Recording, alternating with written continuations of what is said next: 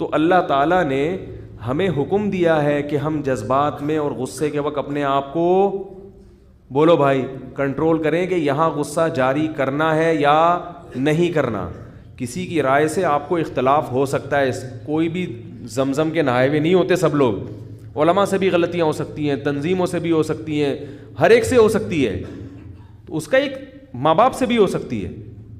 ایک آدمی میرے پاس آیا, میرے ابا یہ کر رہے ہیں, میرے ابا, میں نے کہا ابا غلط کر رہے ہیں آپ کے, میں خواہ میں حمایت نہیں کروں گا, لیکن آپ ابا کو ٹھیک کرنے کی کوشش بولو بھائی نہ کریں. آپ کے ان کے آپ پر احسانات ہیں, آپ کے وہ ابا ہیں, آپ کی جو ذمہ داری ہے خدمت کرنا, محبت سے نصیحت کرنا, بس اس سے زیادہ آپ کی ذمہ داری نہیں ہے, ختم. اب جو کر رہے ہیں ان کو کرنے دو, ان کے لیے دعا کرو بس. ابراہیم علیہ السلام کو دیکھو نا, کتنا غلط کر رہے تھے ان کے ابا. ابراہیم علیہ السلام کے جو والد تھے آزر, بت بنات کے بت فروخت کرتے تھے, اور بیٹا بت شکن, بالکل الگ الگ مذہب.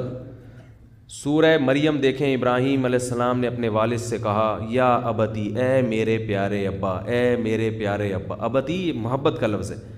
لما تعبدو, ایسوں کی عبادت کیوں کرتے ہو, ما لا یسمع, جو سن نہیں سکتے, ولا یبصر, جو دیکھ نہیں سکتے, ولا یغنی عنک شیئا, کوئی فائدہ نہیں پہنچا سکتے آپ. اے میرے پیارے ابا, ایسے نصیحت کر رہے ہیں. اور پھر ابا کی طرف سے دھمکی, لأرجمنک, میں تجھے پتھروں سے مار کے ہلاک کر دوں گا. اور یہ دھمکی برائے دھمکی نہیں تھی جیسے آج کل ابا کہتے ہیں یہ ٹانگیں توڑ دوں گا, تو پتہ ہوتا ہے بیٹے کو توڑیں گے تھوڑی. لیکن اس زمانے میں دستور تھا کہ جب کسی کو سخت سزا دینی ہوتی یا تو آگ میں ڈال دیتے یا رجم کرتے, پتھروں سے ہلاک کر دیتے. تو واقعی حقیقت میں دھمکی دینے لگے کہ میں تجھے پتھروں سے مار کے ہلاک کر دوں گا. لیکن ابراہیم علیہ السلام نے کیا فرمایا, السلام علیک, آپ پر سلامتی ہو. سأستغفر لک ربی, میں تو مایوس ہو گیا آپ سے مگر اپنے رب سے مایوس نہیں ہوا, میں اللہ سے آپ کے لیے مغفرت کی دعا کرتا رہوں گا. اس وقت مشرک کے لیے دعا پر پابندی نہیں تھی.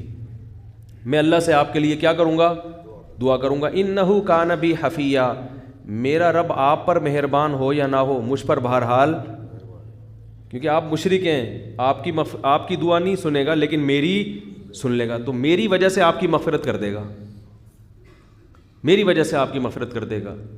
پھر بھی جب دیکھا کہ نہیں باز آ رہے اور مجھے بھی مجبور کر رہے ہیں, پھر ہجرت کر لی وہاں سے. اس لیے میں لوگوں سے کہتا ہوں کہ ابا کے ایسے ظلم ہو رہے ہیں کہ ناقابل برداشت ہو گئے, تو زبان مت چلاؤ, گھر بدل دو, الگ ہو جاؤ ابا سے. کہ بھائی نہیں, آپ لوگ نہ شروع ہو جائیں بلا وجہ ابا سے. کوئی اس قسم کے ابا ہوں کہ وہ واقعی اتنا بعض دفعہ ظلم کر بھی رہے ہوتے ہیں, جینا حرام بھی کر دیتے ہیں, ایسے بھی ہوتے ہیں. ہر چیز مارکیٹ میں ہے, کوئی بھی چیز شارٹ نہیں ہوتی, یعنی ختم نہیں ہوتی, شارٹ ہو جاتی ہے. تو ظالم لوگ بھی ہیں, مائیں بھی ظالم ہیں. بعض مائیں بیٹیوں پہ ایسا ظلم کر رہی ہیں کہ ان کو نفسیاتی مریض بنا دیا انہوں نے. بعض مائیں, اکثر تو مائیں اچھی ہوتی ہیں, ماں سے بڑھ کر کون ہوتا ہے. تو ایسی صورت میں ہم کہتے ہیں بھائی کیا کر لو, چپکے سے بولو بھائی علیحدگی اختیار کرو. پھر ابا سے روز تھوڑی دیر آ کے ملا کرو, اور اس نیت سے ملو کہ ابا نے جو جھاڑ پلانی ہے بس سن کے واپس آ جانا ہے. بھائی آدھا گھنٹہ بیٹھوں گا ٹائم دیکھ کے, ابا نے پلانی ہے, بھائی تو کم وقت پہلے ہی نالائق, تو اب تو الگ بھی ہو گیا. ہاں ایسی ہوتی ہے اولاد, یہ تجھے سکھاتے ہیں مدرسے والے, یہ تجھے سکھاتے ہیں تبلیغ والے. وہ ابا نے سنانی, آپ جاؤ آدھا گھنٹہ بیٹھو کہ بھائی میں نیت کرتا ہوں ابا کی سننے کی, اللہ کے لیے ہے نا.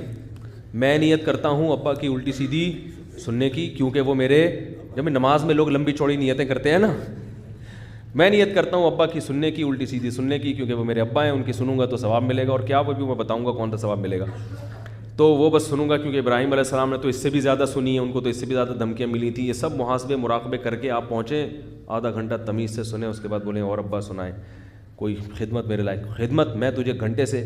تو اس طرح آدھا گھنٹہ ہو تو پھر پتلی گلی سے نکل لیں.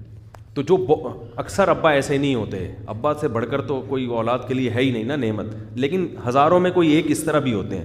تو میں ان کو یہ مشورہ دیتا ہوں, جاؤ سن کے, اور کچھ ہدیہ بھی دے دو ان کو, خرچہ بھی اٹھاؤ ان کا, ہدیہ بھی دو. دیکھو سب کچھ عبادت سے نہیں ہوتا.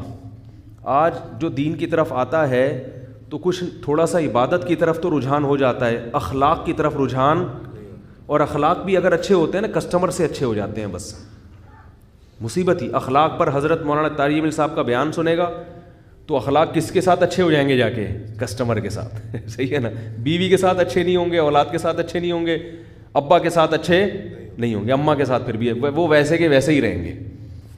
تو اینٹ کا جواب پتھر سے دیتے ہیں. اسلام میں خونی رشتوں کی اہمیت غیروں سے بہت زیادہ ہے، یاد رکھو، تھوڑی زیادہ نہیں ہے، بہت زیادہ ہے. قرآن میں اہل جنت کی جو جہاں بھی صفات بیان کی، اکثر جگہوں پہ رشتہ داری کا ذکر اللہ نے لازمی